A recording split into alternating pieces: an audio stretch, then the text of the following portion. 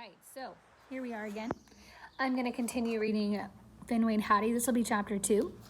So when we left chapter 1, the movers came in and Fenway was freaking out because he doesn't know what's happening and all of the adults are thinking it's just fine. I don't think anybody's actually explained it to this sweet little dog that they're moving. So let's see what happens. Chapter 2. It's going to be a lot of hard work, but I will not rest until I'm reunited with Hattie. Because remember, who's telling the story? Fenway. I spin around and around. I stretch and I leap up again and again. I race back and forth from one end of the eating place to the other end of the eating place, stopping only to lick a tasty drip on the floor. Vanilla. At last, there's only one thing left to do. I whine in my most pitiful voice. Hey everybody, remember me? I'm all alone and I'm trapped. Finally, my effort pays off. Hattie rushes over. Her backpack straps to her back. Her face is weary and happy at the same time. Are you ready? She asked. I'm so ready, I bark. My tail is going wild. Hattie moves the gate. I sprint into the lounging place. I'm too late. The evil humans are gone. And so is the rest of our stuff. But the good news is I'm back with Hattie. If she's leaving, I'm leaving too. My chest heaves with excitement as Hattie clips the leash to my collar.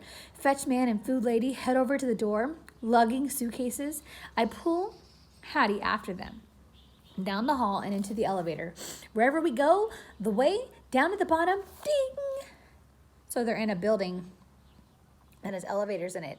That makes me think that they lived in a very urban part of the city where it wasn't quite like what we live in, where it's houses and land. It was like an apartment complex or something.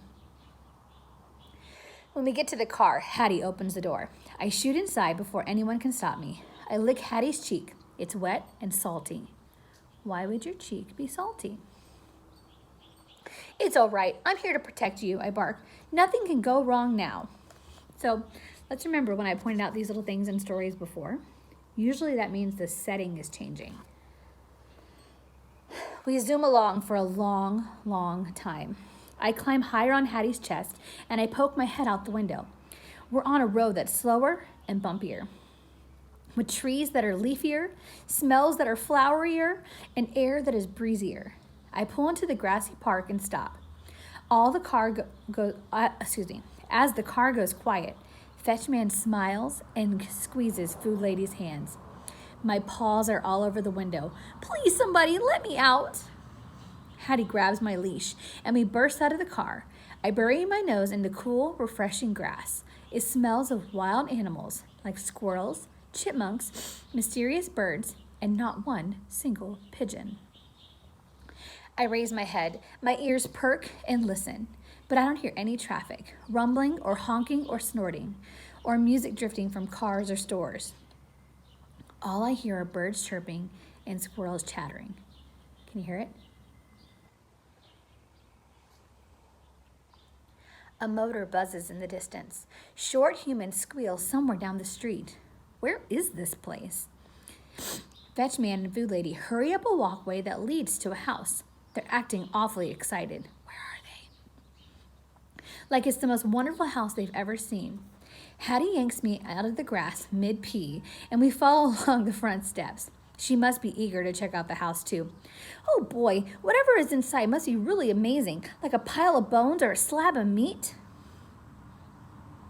Fetchman opens the door, and we all race in, full of anticipation. Hooray, hooray, I can hardly wait.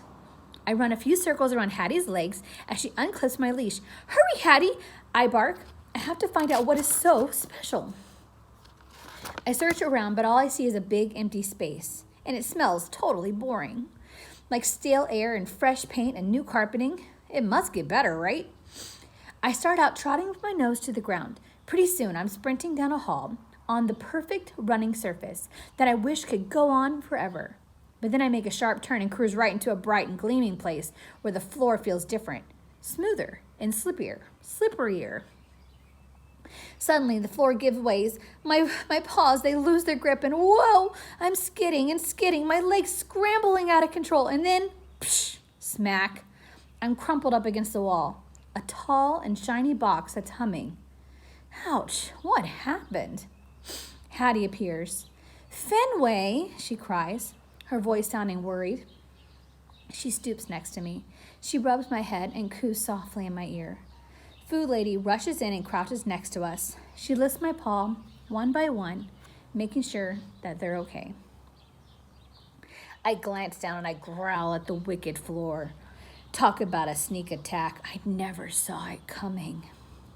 My defeat is so embarrassing. I can't even look at Hattie or Food Lady. Instead, I gaze around the room. It reminds me of our eating place at home, only much, much bigger and emptier. And worst of all, it doesn't smell like anything like an eating place should. It smells like really bad soap, which can only mean one thing: no food. Food Lady gives me a quick rub, then abruptly goes to the counter. She starts opening drawers. She must be searching for nothing, because that's what she's finding, and she's actually rather happy about it. Hattie continues stroking my back and kissing my neck. At least my short human understands how serious the problem is. She wraps her arms around me and rests her head on my back. Fetch Man comes striding on like he owns the place. He does. Hey, why are you humans moving around so easily? Does the wicked floor only terrorize dogs? Fetch Man slides up next to Food Lady and wraps his arms around her waist. She tells him something, and he steps away, looking concerned. He turns to me, his face full of surprise, like he just realized the most pathetic heap in the corner is actually a dog. He comes over and he gives me a pat. Are you okay, fella? He swoops Hattie into his arms and lifts her up into the air. She explodes into a fit of giggles. How can they have fun at a time like this? Well, I know one thing. I'm not going to sit around. My page is stuck. It's still stuck. Okay, I'm not going to sit around waiting for the wicked floor to strike again. But how to get away? I need an idea. But it's hard to think when my tail is sagging and my ears are drooping. I gaze back at my humans, who are clearly busy with other things. Fetch Man is hugging Hattie like crazy, and Food Lady is at the stove turning the knobs, even though there's no food to cook. With no brilliant ideas and no help in the horizon, I try moving and barely manage to stand up. I clench my claws and take one step. Whoa! My legs slip out from under me again. I get back up, panting like a coward. I tense my whole body and try again. Then, I splat back down on the glossy, sinister surface. It's pure evil. I can't just lie here. I must find a way to escape. I try again and again, and I keep slipping and scrambling the whole long way. But finally, I make it through the doorway and to the safety of carpet. Phew. Back in the hall, it's all I can do to catch my breath. Thank goodness that's over. But right then, Fetch Man glances over and evidently decides it's playtime. He gives Hattie a look. He squats down and slaps her leg. Fenway, he calls, his eyes staring at me wide and bright. What's wrong with him? Does he think I've already forgotten about the wicked floor? There must be somewhere I can hide. I turn tail and race around the corner. I discover steps that go up so high I can't see where they end. But they probably end somewhere, and anywhere is better than the eating place with the wicked floor. In a flash, I'm all the way to the top. And somebody is right behind me. Oh, it's Hattie. I know that devilish sound of her footsteps. She wants to play chase, our favorite game. Ha! You can't catch me, Hattie, I bark. I turn and take off back down the steps as fast as I can. Hattie loves chase so much, sometimes I let her win. But this is not one of those times. Phew! I'm panting hard. And when I get to the bottom, when I steal a look up over my shoulder, where's Hattie? I must go search for her. I scamper back up, stepping after step, my tongue hanging out, my sides heaving. At last, I make it all the way to the top. Hattie, I bark. I sure could use some water. There's a big spider on my table. One moment, please. Got it. But first things first, I need to find Hattie. Nose to the carpet, I follow her minty vanilla trail all the way down another hallway. This one has doors. One room, another, and another. They're all enormous and empty. Except for the last room. It's not empty. Hattie's in there. She's at the window. Is she looking for something outside? Hooray, hooray, I bark, rushing in. I found you. Fenway, she turns and bends down. She scoops me in her arm.